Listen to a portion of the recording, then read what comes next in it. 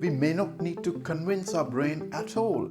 The clearer the answers to why, what, and how, the easier it is for our brain to support us. Our brain is for having ideas, not holding them.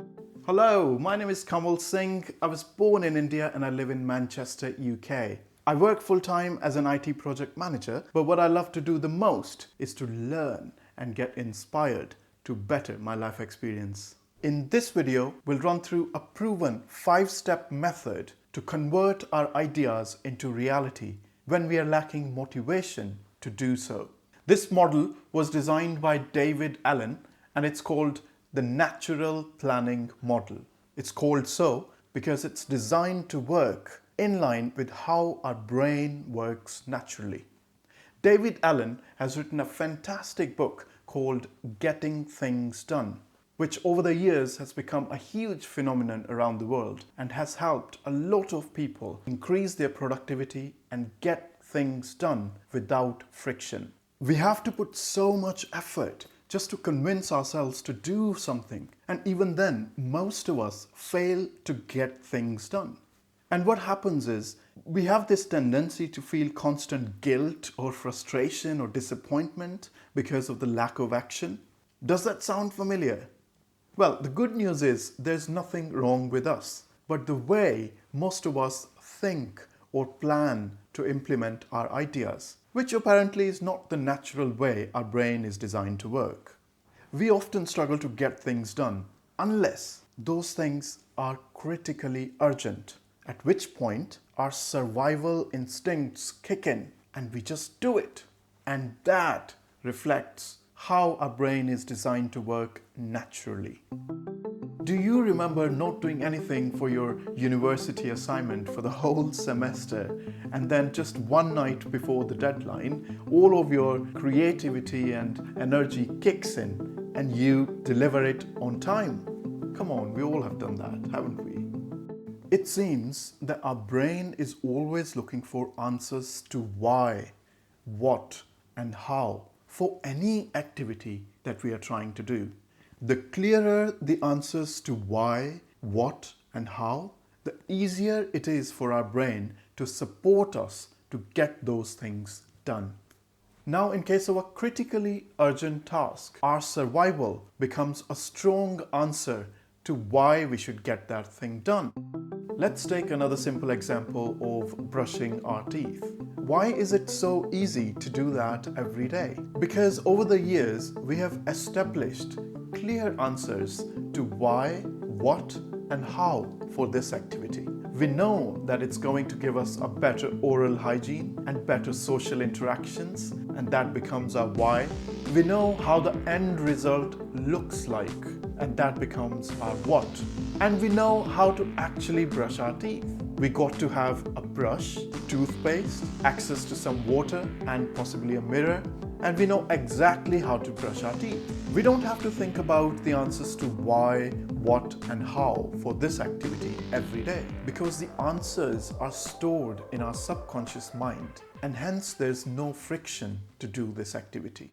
However, for any new activity, especially which is just an idea at this point, we need to clearly define the answers for why, what, and how.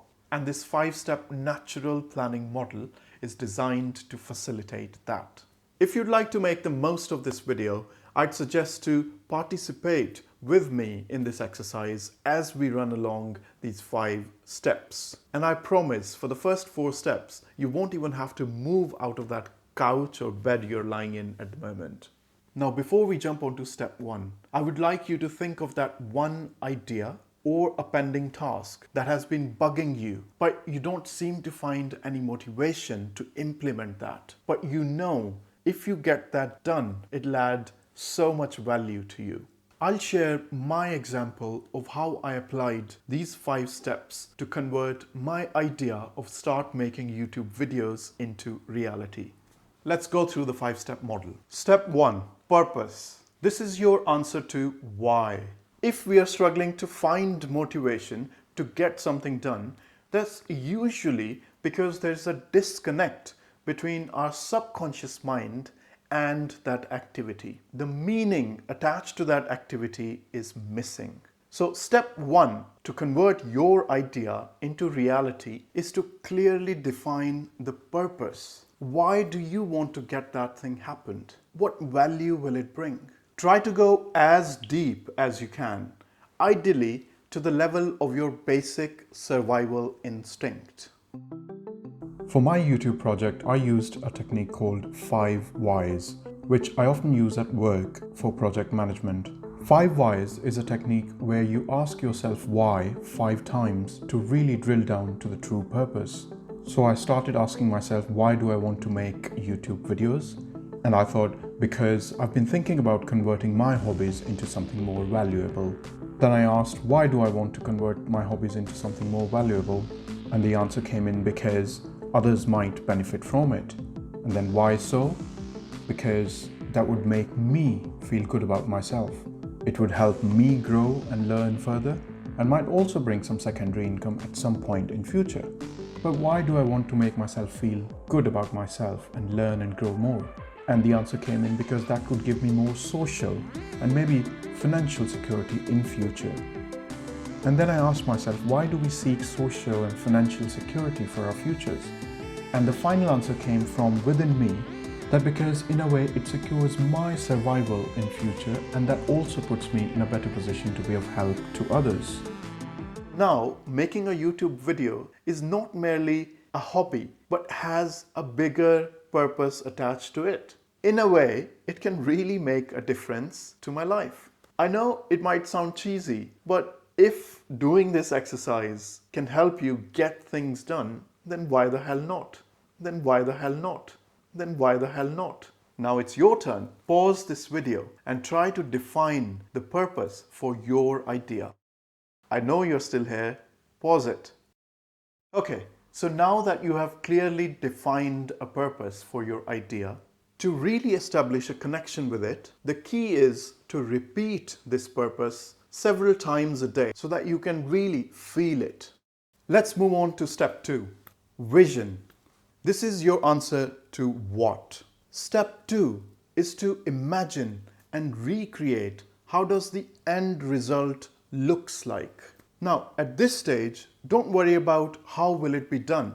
We'll come to that later. Just say a miracle has happened. You wake up one morning and your idea is already a reality. Now, how does it feel? What does it looks like? Try to imagine the end results as vividly as you can. Put some colors in there and envision the atmosphere around it. To create a vision of the end results of my YouTube videos idea, I followed a list of questions that I came across in a book long time ago that you could also ask yourself. So imagining the end result has already happened, I asked myself, how would you know that the end result has been achieved? What would you see? What would you hear? What would you feel inside? And what changes have happened in your relationships, health, career, or finances? Now, I would suggest pause this video and spend some time creating a vision for your end result before we move on to step 3. Let's move on to step 3, ideas. This is your answer to how. Now that you have defined a purpose and you have a clear vision of the end result, it's time to start looking into how will that be done. For this, just write down anything and everything that comes to your mind that needs to be done to be able to achieve this. No need to think about the order or the structure of all of these items on the list. We'll come to that later. At this stage, just do a brain dump. Empty your brain onto this list. As David Allen says, our brain is for having ideas, not holding them. To be able to start making YouTube videos, I had to create a list of potential topics for the videos and then research about those topics.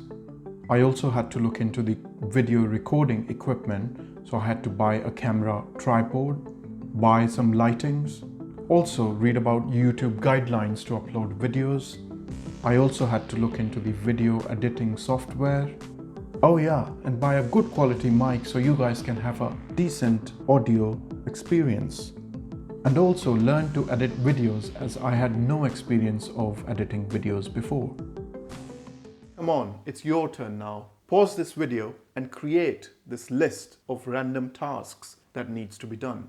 Now that you have an unstructured list of tasks that needs to be done to be able to convert your idea into reality, it's time to move on to step 4, structure. This is where you give structure to all of these tasks and identify the order of the tasks. Now is the time to start putting the pieces together. Define what needs to be done first. Define the timelines. What do we need to do for each task to be able to complete that? Apparently, this is something that our brain loves to do. We don't need a great deal of motivation to be able to do the step 4. Our brain loves to create structures and patterns from unstructured and random information. So from the above list of all the things that I needed to do to be able to make my first YouTube video, I thought brainstorming the topics for videos and creating a list should be the first thing to do. If I don't have any topics which I can deliver value on, there's no point in investing in video recording equipment or so on. Once I have a list of topics that I'm confident about, I should now start looking into video recording equipment. And because I have no past experience of video recording, I should first do some research on it. Once I've found something which fits my need and my budget, I should go ahead and buy those. Now that I have all the equipment, I thought it's best if I do a pilot video recording test. If I'm happy with the trial, I will have more confidence in putting further effort into learning and video editing software. Then I should research the video editing softwares and then jump onto learning editing softwares. Now in the past, every time I used to think about making videos, there used to be friction in my mind thinking that I don't know how to edit videos, and that would demotivate me to take any further action. But now creating this list, I can see that learning and editing software is pretty down the list. By that time, I already have a list of topics that I'm interested in. I already have a successful trial, and that gives me a lot more confidence in putting efforts towards learning and editing software. Then I should start writing script for my first video, read YouTube upload policies, and then record first video, edit my first video, and then publish my first video, which I was really proud of myself to have done that. Hooray! Now take this time to create a structure for your actions from the unstructured list that you created in step 3 before we move on to our final step. Here we are, the final step. Step 5, the very next action. Now that you have a clear view of what all needs to be done and in what order, you can focus all of your energy to do the very next task. Once this next action is completed, you already know what action needs to be done next and so on.